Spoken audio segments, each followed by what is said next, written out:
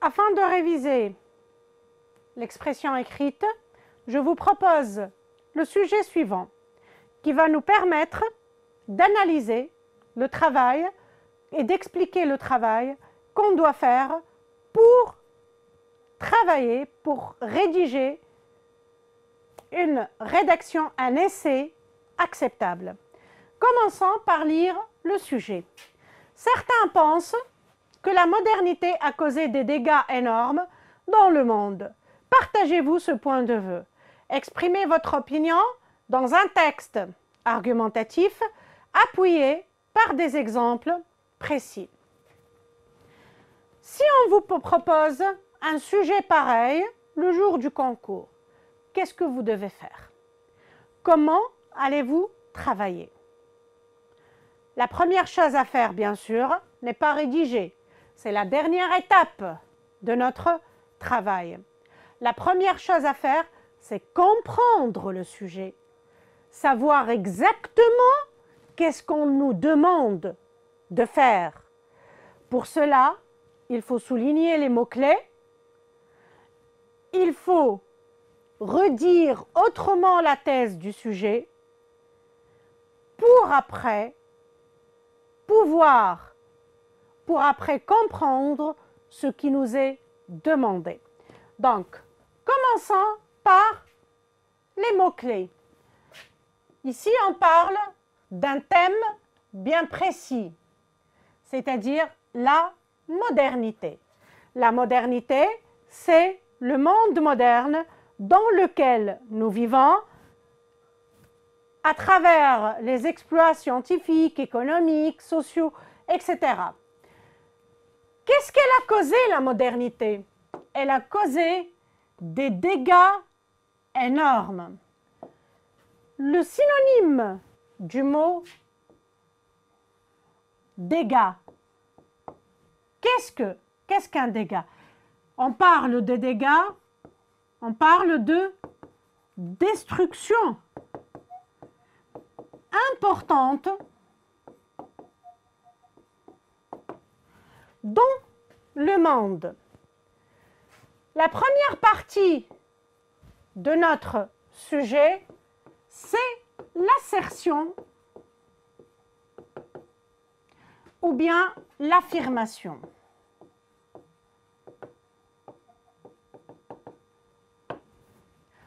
La deuxième partie, partagez-vous ce point de vue. C'est la question. Et la troisième et la dernière partie, exprimez votre opinion dans un texte argumentatif appuyé par des exemples précis. C'est la troisième partie, c'est la consigne. Si on essaye de reformuler la thèse présentée dans le sujet, certains pensent que la modernité a causé des dégâts énormes dans le monde. C'est-à-dire que la modernité, le progrès scientifique, technique, technologique, etc., ont participé à la destruction du monde. Donc, on va noter reformulation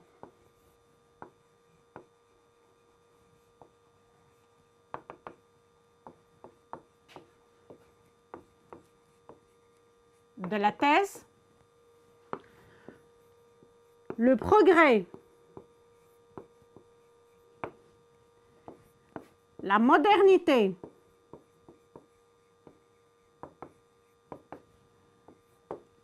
a détruit le monde. Généralement, on vous a appris qu'il y a deux plans à suivre lorsqu'on va argumenter. Il y a l'argumentation absolue, c'est être pour ou contre, et l'argumentation nuancée. Est-ce qu'il est possible de produire un essai là où l'argumentation serait une argumentation absolue? Bien sûr que non, parce que tout sujet admet des concessions. On doit nuancer notre opinion, notre réflexion. Donc, la majorité des sujets proposés demandent un plan nuancé. Je vais vous proposer un plan facile à appliquer, c'est le plan partiellement nuancé. C'est une étape qui se trouve au juste milieu entre la position absolue et la position totalement nuancée. On va commencer par la première étape de notre rédaction, à savoir l'introduction. De combien de parties est composée une introduction? Elle est composée de 3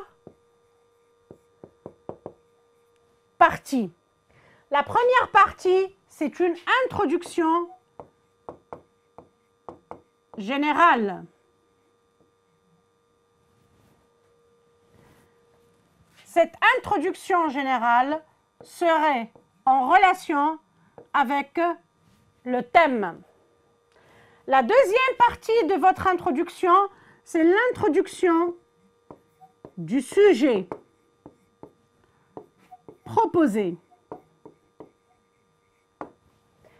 La troisième partie de notre introduction, c'est la problématique. Généralement, la problématique est présentée sous forme de questions. On présente une ou deux questions au maximum. Bon.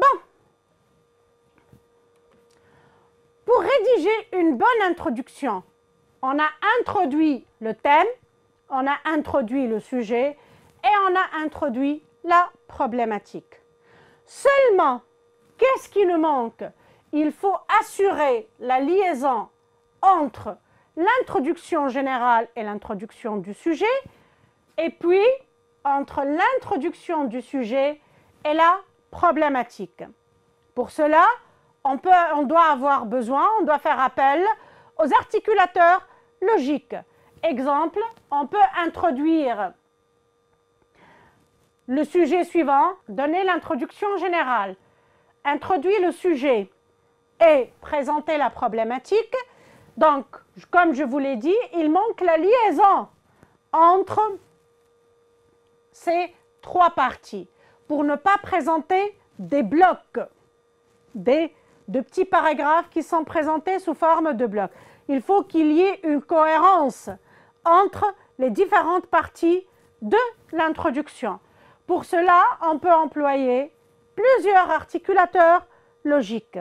S'il n'y a pas une opposition entre l'introduction générale et l'introduction du sujet, on peut dire c'est dans ce contexte, c'est pourquoi, etc. S'il y a une opposition entre l'introduction générale et le sujet, on peut employer les articulateurs logiques qui marquent l'opposition. Or, par contre, etc. Passons maintenant à la deuxième partie de notre rédaction. C'est le développement.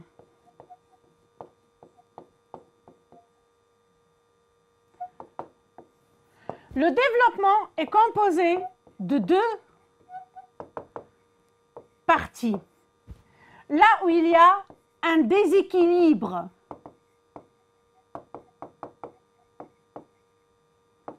entre ces 2 parties. La première partie, c'est annoncer le point de vue adverse. Annoncer sur le point de vue adverse, c'est-à-dire montrer, expliquer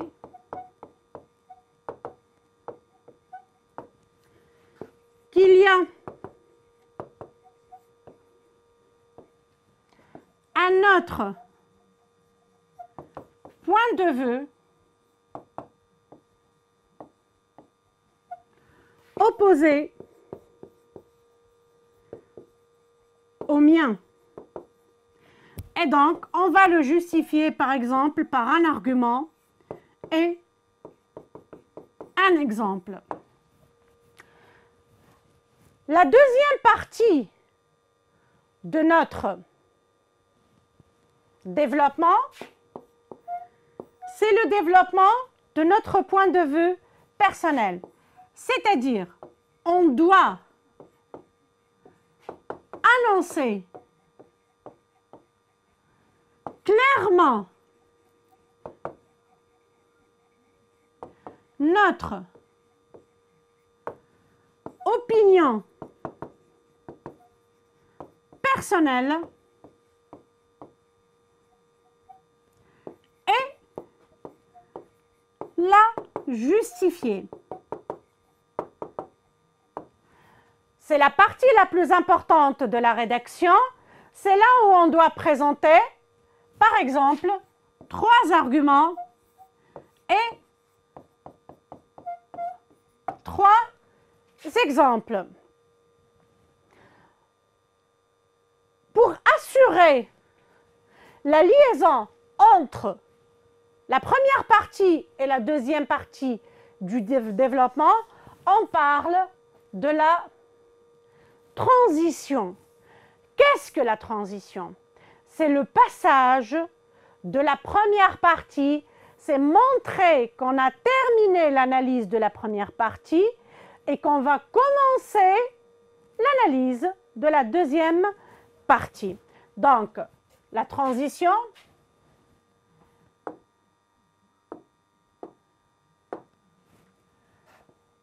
c'est montrer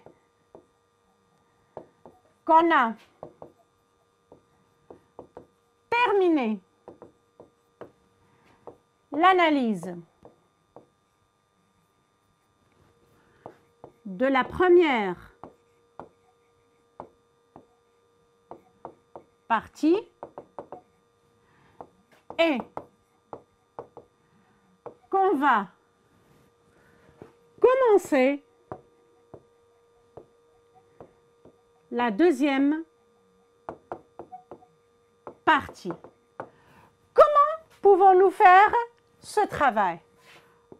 Il peut être divisé en 2 parties. 1. Le résumé de la première partie. 2. Introduire la deuxième partie par une affirmation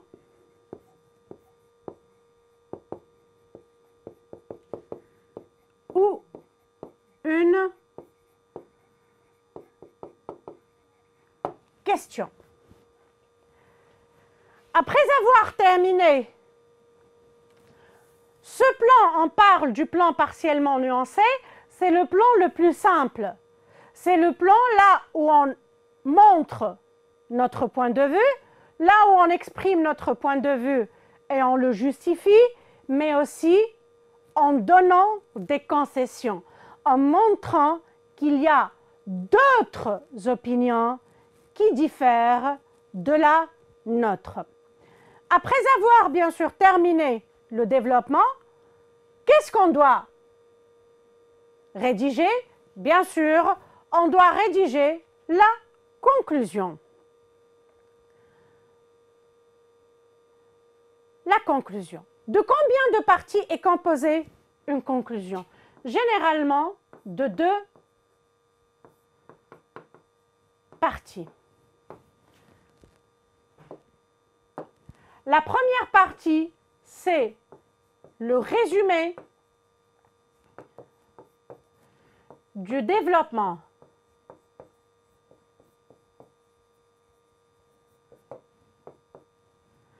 La deuxième partie, c'est s'ouvrir sur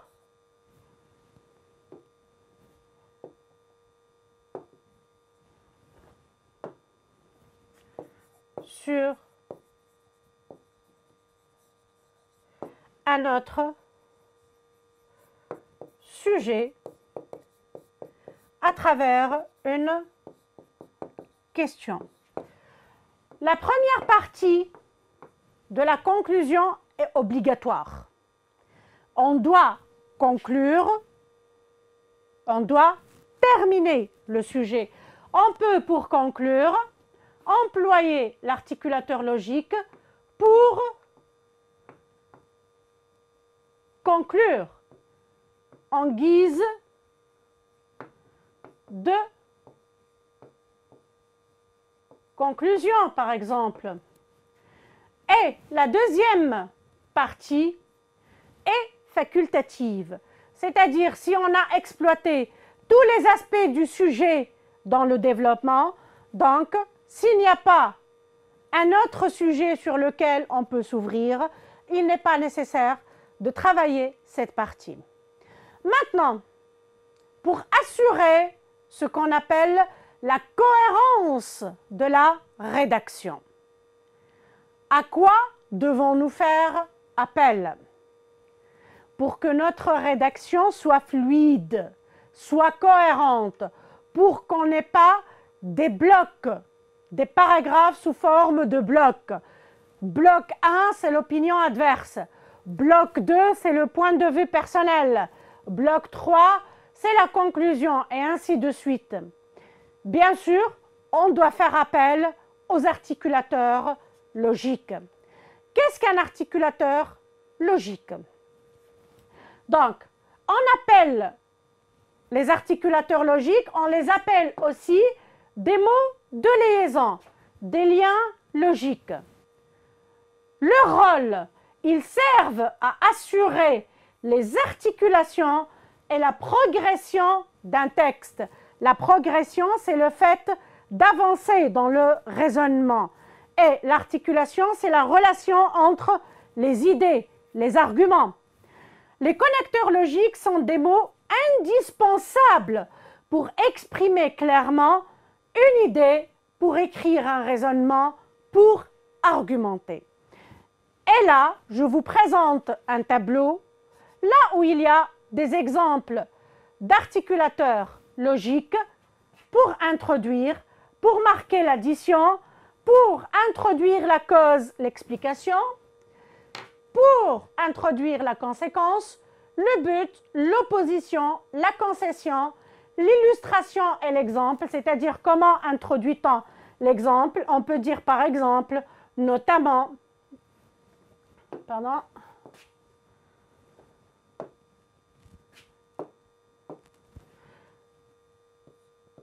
tel est l'exemple de citant l'exemple de, etc. De terminaison, c'est-à-dire pour conclure, en somme, en définitive, etc.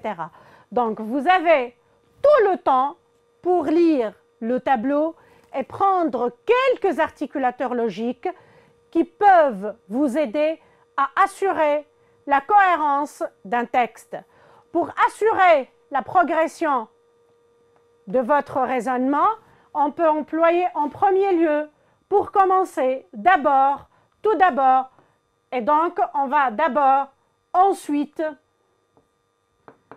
puis, enfin, en premier lieu, en second